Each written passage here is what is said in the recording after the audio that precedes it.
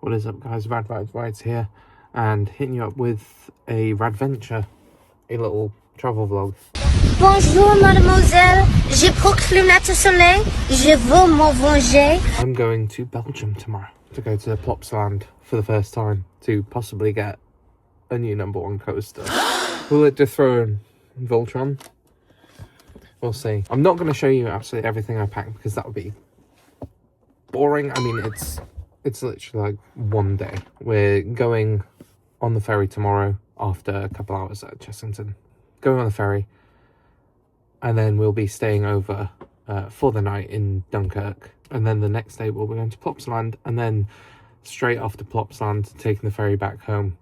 So what I will actually do is I won't show you everything that I pack, because it's just a day's worth of clothes and stuff, but I'll show you some of the things that I've considered that you might want to consider if you are traveling to go to a theme park, and if you're questioning what you can or cannot take abroad on a ferry. One of the things you might be considering when going abroad is thinking about food and drink. Personally, I don't want to overload my bag with too many food or drink items. I mean, they have Carrefour, and there are certain food and drink restrictions.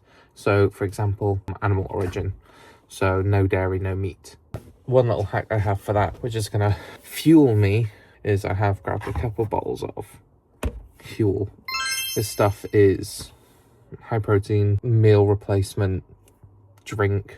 They are actually vegan, so they are allowed across. So I've got a couple bottles of those. Another thing I always take on my park trips is glasses straps. Just popping up while editing this, glasses straps are not allowed on some of the rides, such as Ride to Happiness or Anubis. They were allowed on Heidi and a couple of other rides, but I'm presuming just not rides that invert. I've got these as a present a little while ago. Unfortunately, with my new glasses, though, ugh, these don't work with my new glasses.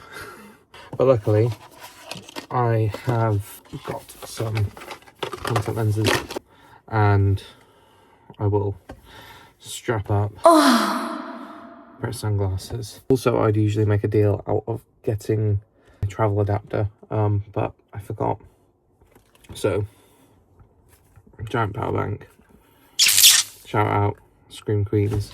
That should get me a couple phone chargers in. Turn to call me. Another thing I'm packing. I haven't used it in a little while because I've been switching over to do my vlogs with my phone, because the video quality on my phone is really good. My action camera and test harness.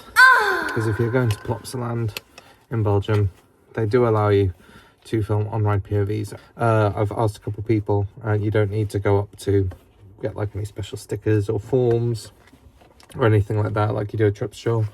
It's a bit like Europa Park. You just kind of have it on and they go, yeah, whatever. It's okay, some POVs. Not that you haven't seen enough POVs or Ride to Happiness anyway. I've actually gotten so much better at like packing for trips and stuff. I mean, I'm still a bit of an overpacker, up until recently really. I would just pack way too much. I pack so much stuff I don't need. Even now, I'm looking at my bag and I'm like looking at things. I'm like, oh, do I take it and get rid? Because there are so many things that you'll think, oh, what if I need this? What if I need this? And you never need it. You never need it. Like I'm thinking, oh, what if I want to entertain myself? I don't need like an iPad and a book and games and a Switch and all of that stuff. I'm just going to take a book and it's fine. And going on a very quick trip like this is literally going for like a day. There's going to be like one shower on Wednesday morning. I can give up intricate skincare for one day. I'm just going to take a little travel shower gel. They'll probably have some at the hotel anyway, but I'm going to take that. Don't need the towel. Be fine. Although I will reiterate, some of you going on trips do need to remember deodorant. Some of you stink.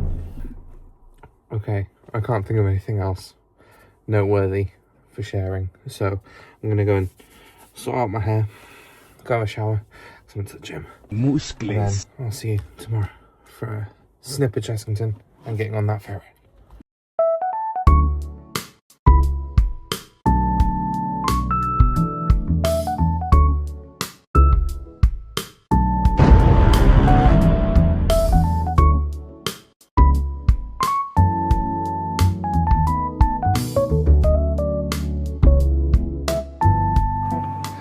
Well, we thought it'd be a cute idea to come to a theme park on the day that we're sailing out.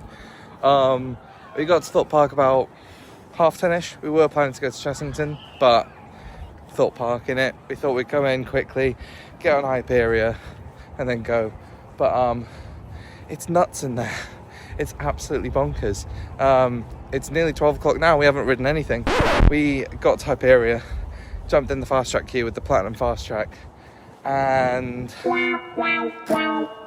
went down as soon as we got into the station, and it's still closed, as you can see in the clips. Trains getting stuck on the lift hill, filling up water dummies. Great fun. So we're off to go meet Dan now, and then drive to Dover. Ain't it funny how just that tiny little bit of sun brings the whole country out? I mean, I went on Instagram, Chessington sold out for the day. Oh, imagine I would have gone to Chessington. Might have gotten a ride, potentially, like a smaller ride or a small queue, but nothing good. Oh well, off we pop. And so after just a little stop off at Thorpe Park and getting no rides, we moseyed on over to Dan's and then all took a car together and got to the ferry. We're actually 15 minutes late for the latest check-in time, but it was alright and not too busy. Took a little while to get on, but we got on. And the ferry is so much nicer than I thought it'd be. I was genuinely terrified of getting on that ferry. I'm not great with ferries, but it was fine. You know, the drive was fine. It was nice weather, nice picturesque views of the White Cliffs of Dover. There's Dan. Yeah, no, we just had a great time. Chilling out, having a chat, having a mosey about. They have restaurants, an arcade, gift shop. Yeah, just all good, nice and simple, really, actually. Highly recommend taking the ferry if you're interested in going to Plopsaland from the UK. Yeah, I don't know what else to say, so just enjoy the rest of this footage. It was nice.